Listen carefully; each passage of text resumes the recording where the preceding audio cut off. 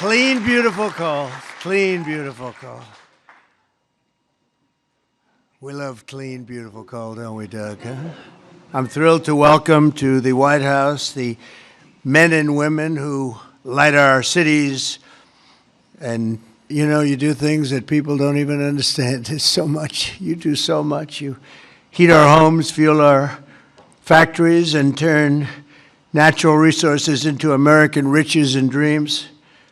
Our amazing coal miners. Thank you very much, fellas. That's great.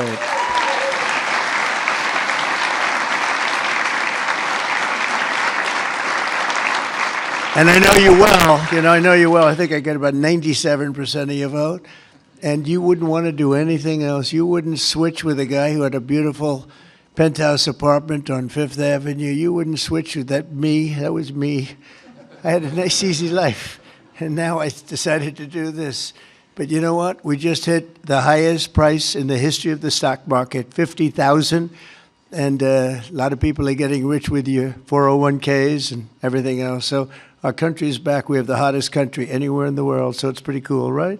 So I want to just tell you, I really appreciate you being here. You're special people. You got mistreated very badly for a long period of time. But you've never had a better friend in the Oval Office than me. And I'm proud to officially name the undisputed, when did this come out, Mr. Speaker? The undisputed champion of beautiful, clean coal. We have to proceed. Always, I don't use the word coal. It needs a PR job because it had a bad reputation for a while. So we're not allowed to say the word coal anymore. It has to be preceded by beautiful, clean coal, okay?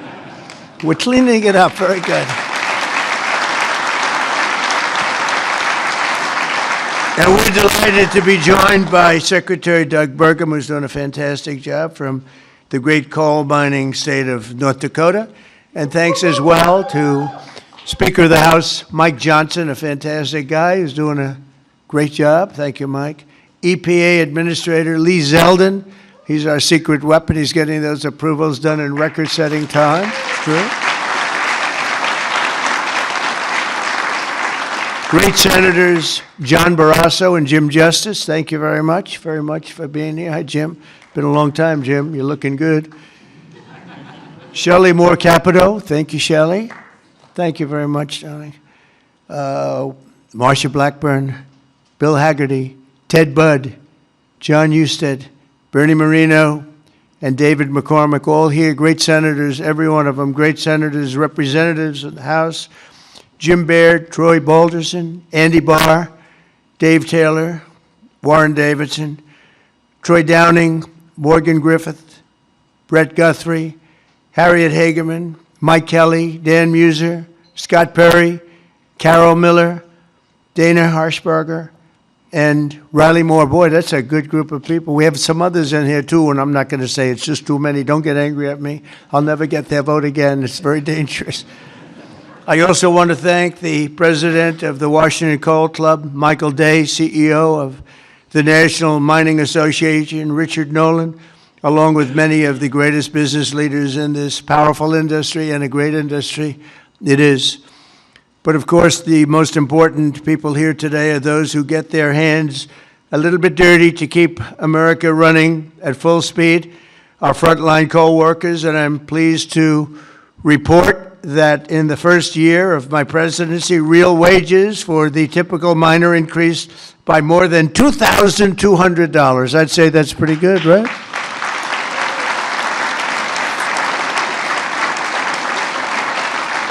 And I'll give you the bad news. It's the first time that that's happened in more than 27 years, all right? Those other presidents didn't take good care of you. They didn't take good care of you at all. They didn't realize what they had. The last time many of us were together, I signed a historic executive order to ensure that America's beautiful clean coal plants would keep running when we need it most, and that's 24 hours a day in rain, sleet, and snow. Coal can operate when other substances can't. The Biden administration, he had no clue what he was doing. Shut down dozens of coal plants. They shut them down. Literally, it seemed like one a week, one a day. They were shutting them down left and right as fast as you could. They were paying people to shut down a coal plant. And if we had stayed on the ruinous path, we would have seen mass suffering and rolling blackouts all over the country. We would have had blackouts right now all over the country. We would have had a country that, worse than blackouts, every other thing would have been wrong with it too, with all of the horrible things that took place at our border. And right now our border is 100% secure. First time in the history of our country, actually. And you see it all the time. So instead, when large parts of our country were hit with winter storms, it was coal that kept the power on, and it was coal that never was bothered by cold weather, warm weather. It's never bothered by anything. It just keeps on chugging, right? During this vicious storm, and they had some really bad ones, coal generation surged 31%, while solar and wind totally collapsed. I'm not a big fan of those crazy windmills that are all made in China. You know, they're made in China, but not used by China. Let's look for a couple of wind farms in China, see if you can find one. They sell us those things for fortunes, but we don't do them anymore. Have we done any this year, Doug? We're not going to do any, hopefully for 4 years in this country. They're losers. They lose. You're supposed to make money with energy, not lose money with energy. And they lose a lot of money.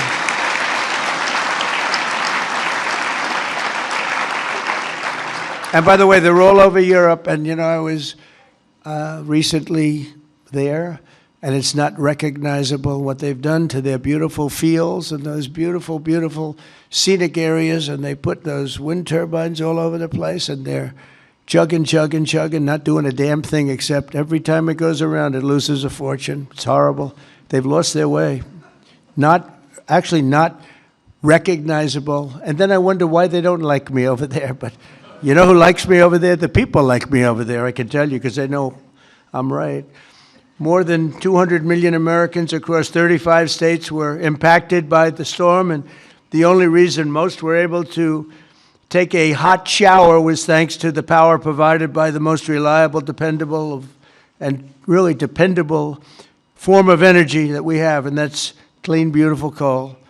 Biden and the radical left wanted to abolish coal. They did everything they could, everything possible. But on day one of this administration, I ended the war on coal. We terminated the Green New Scam, and we withdrew from the unfair, one-sided Paris Climate Accord. That was another beauty we had. We paid $1 trillion. Nobody else had to pay 10 cents. Already I've saved 74 coal power plants from crushing restrictions and closures that would have been forced to shut down in the very immediate future. And today I'm proud to announce that the Tennessee Valley Authority is taking action to save 2 major coal plants in Tennessee. Tennessee Valley Authority.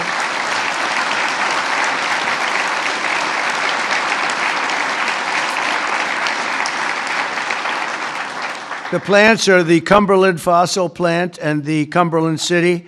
It's in Cumberland City. It's a big, beautiful thing that they just wanted to shut down. You know, the Tennessee Valley Authority has gone in a very stupid, very bad direction.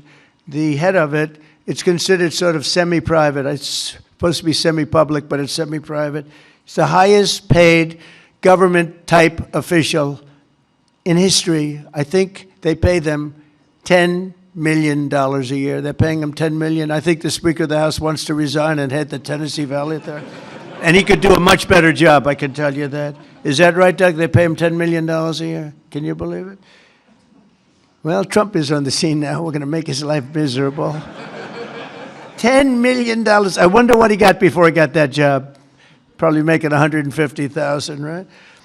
And the Kingston fossil plant in Harriman, Tennessee, so they're going to remain open and they're going to be vibrant. They're going to be improved, built up, and continue to do all the things that they do. These 2 plants were slated for termination, but we're going to save over 450 jobs by keeping them going and going strong. In addition, I'm directing the Department of Energy to issue funds to coal plants in West Virginia, Ohio, North Carolina, and Kentucky to keep them online and keep those plants open. Right, Jim?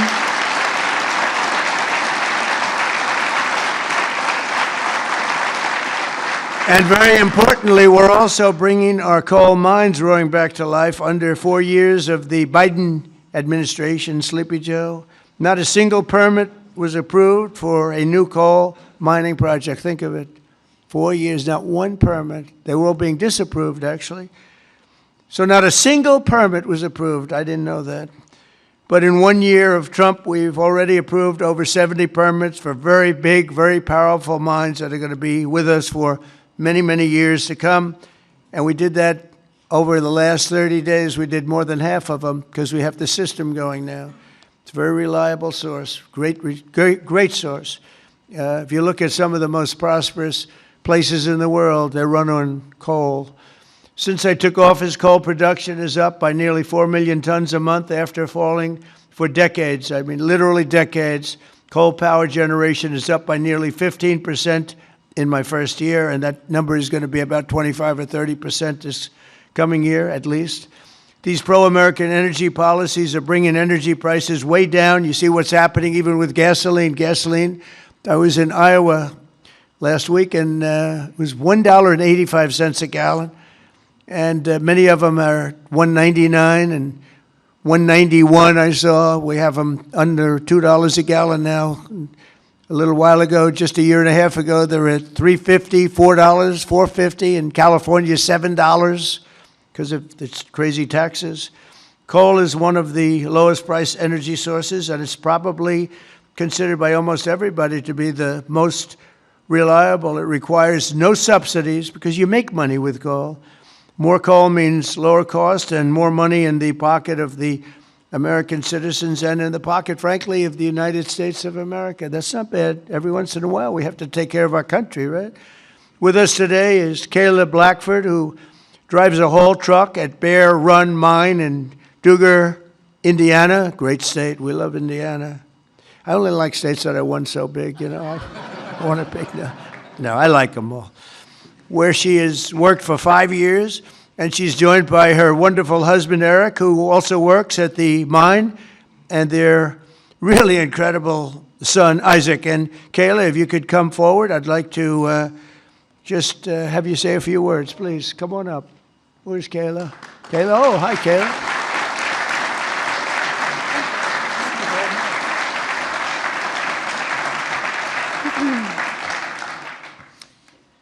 Thank you, Mr. President.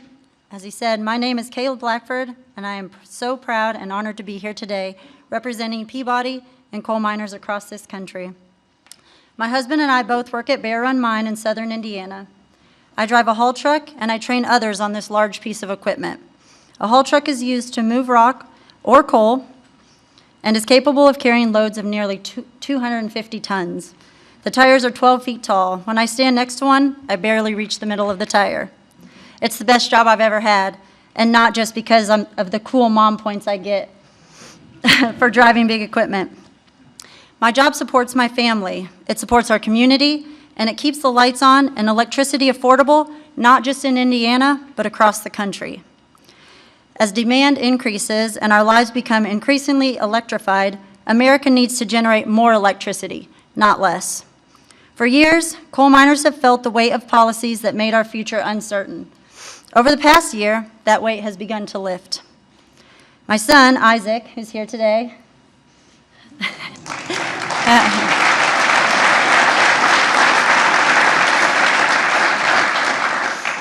has friends whose parents also work at Bear Run. And when you grow up seeing huge mining equipment from the road, like Isaac and his friends do, you dream about the day when you get to run that equipment. When a mine closes, families don't just lose their jobs. They're often forced to leave their communities, their schools, and their support systems behind. The common sense policies to keep coal plants running implemented by this administration mean that my husband and I can keep working, stay where we are, and continue raising our son in our community that we call home. And the impact is even greater than that because you, Mr. President, have single-handedly kept utility prices affordable, the lights on, and our jobs alive. We are real people under these hard hats. On behalf of America's coal miners, thank you, Mr. President, for recognizing the value of coal and the value of the people who power this industry every day. Thank you, Thank you so much. So nice to meet you. Thank you very much for all of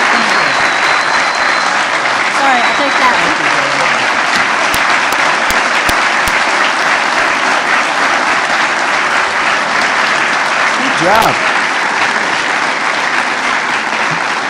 She did a good job, right? Look at the boy. He's so proud of Mom, huh? Did a good job? Couldn't do better, right?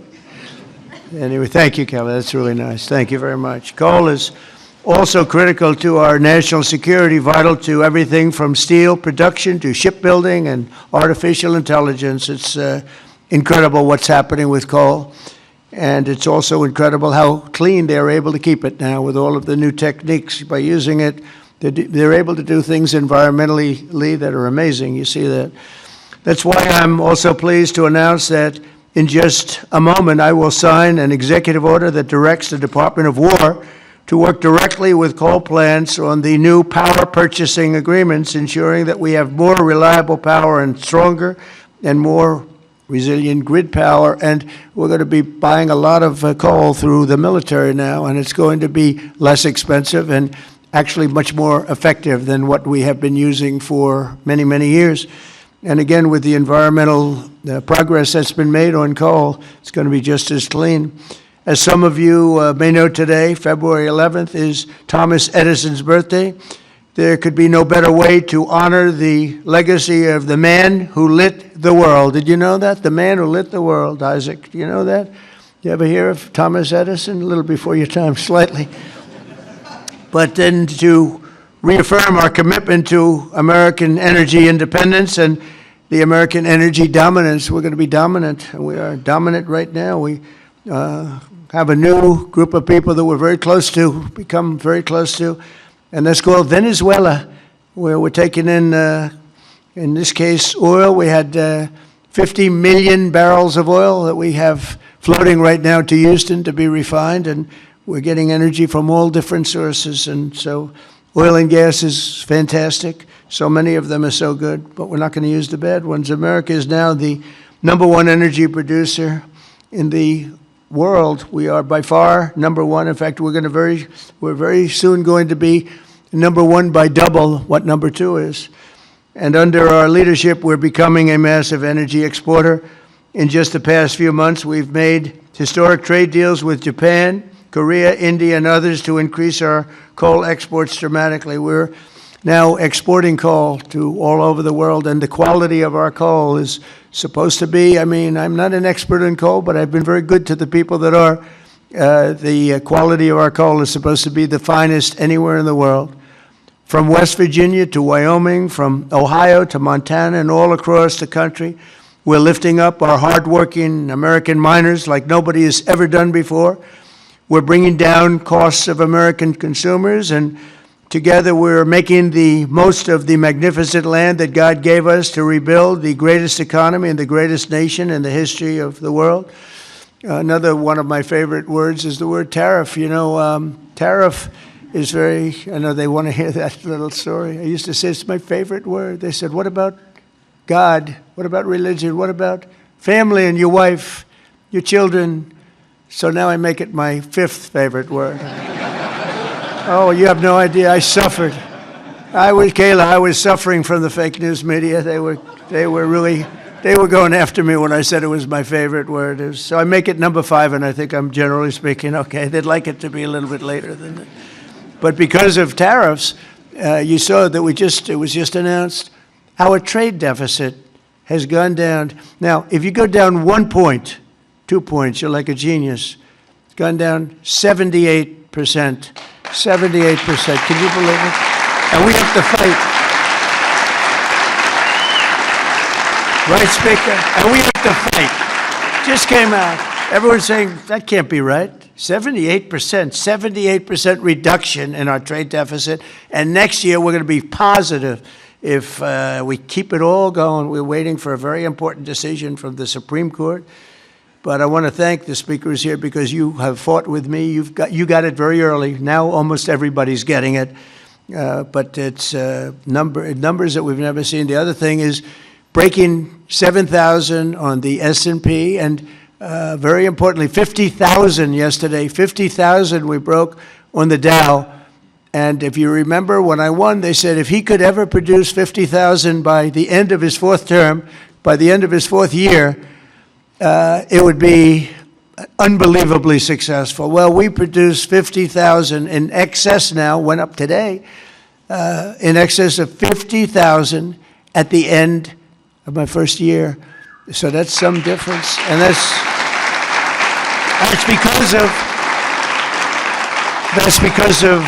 because of tariffs. So we're doing numbers that nobody thought were possible. The economy is rich. I tell the story that in Saudi Arabia, the king said, you know, sir, a year and a half ago, we were all saying you were a dead country, and now you have the hottest country anywhere in the world. That's true. We're the hottest country anywhere in the world, and a lot of reasons. So once again, I'd like to thank you for the tremendous honor of being here, and especially these gentlemen in the front row and a couple of you in the second row. What happened to the guys in the second row? They couldn't make it to the front. What's wrong with them? They don't shovel it as well, right? But I want to thank you and invite the chairman of our National Coal Council, Peabody Energy CEO, which is a great company, by the way, Jim Greck, to come up and say a few words. Please, Jim. Thank you very much.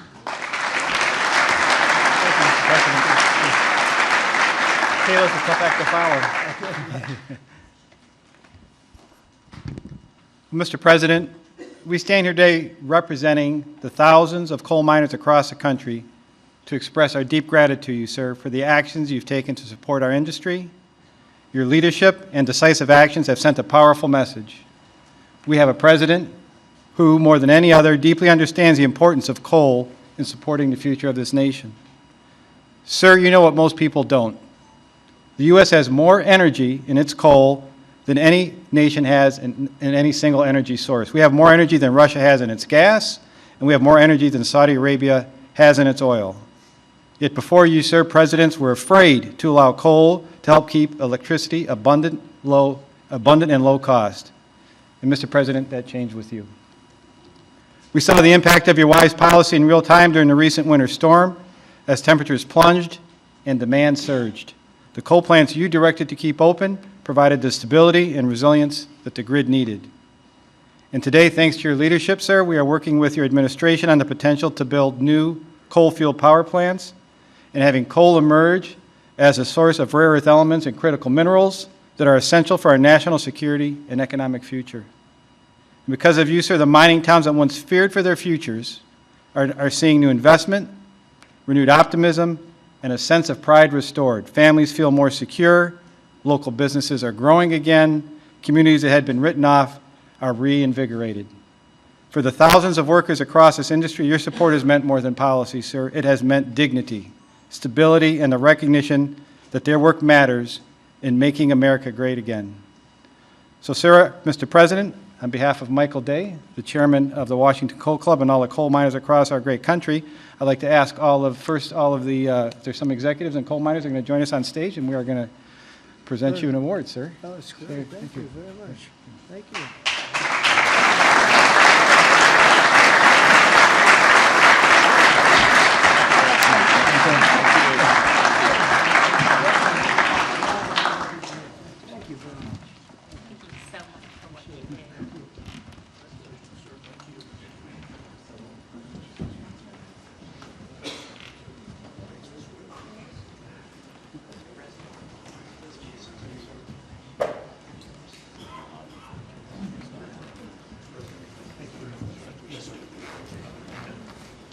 Thank you, fellas, very much.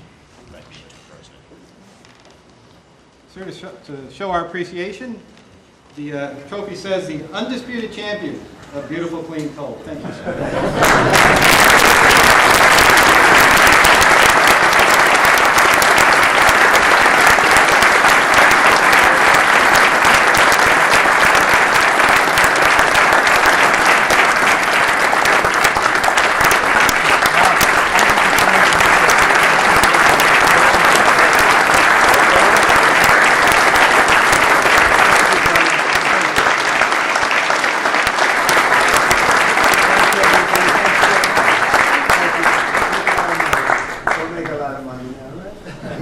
Great to bring it back. You were treated very badly, and now you're treated really well. Thank you very much. Thank you, everybody, very much. Appreciate it.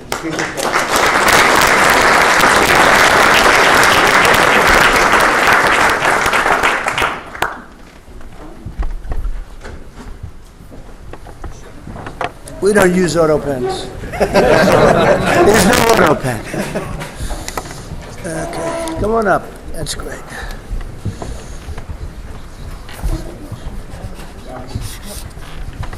Down, please.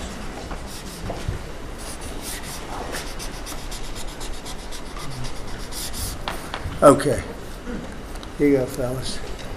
Take these.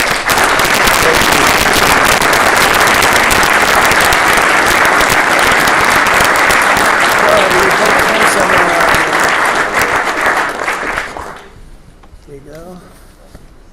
I'll get up. Okay, come on. You guys okay? Speaker?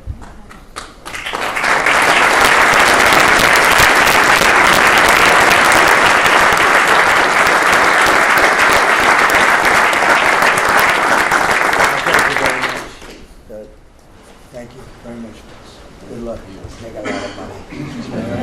Have a good time. Thank you.